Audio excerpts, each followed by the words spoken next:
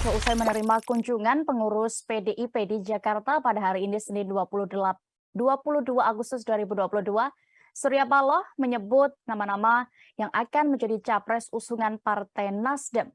Ketua Umum Partai Nasdem itu menegaskan pertemuan ini menjadi tanda masuknya Ketua DPP PDI Perjuangan Puan Maharani dalam radar calon presiden mereka.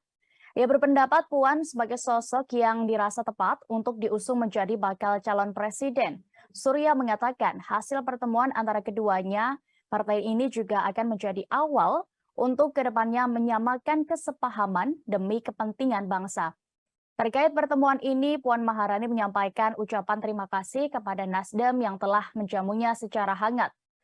Menurut Puan, pertemuan kali ini bukanlah pertemuan terakhir. Lebih lanjut, Ketua DPR RI ini juga mengatakan Surya Paloh merupakan sosok senior, orang tua sekaligus om baginya. Selanjutnya, Puan menyebut PDIP juga akan menjajaki partai-partai lainnya.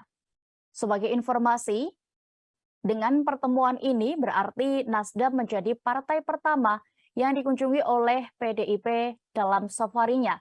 Di sisi lain, Nasdem sendiri sempat menyinggung 3 nama sosok yang akan diusung.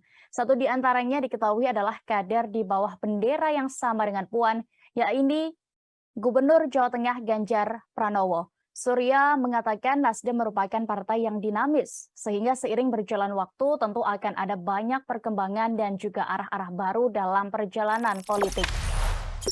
Jangan lupa subscribe, share, komen, dan like ya!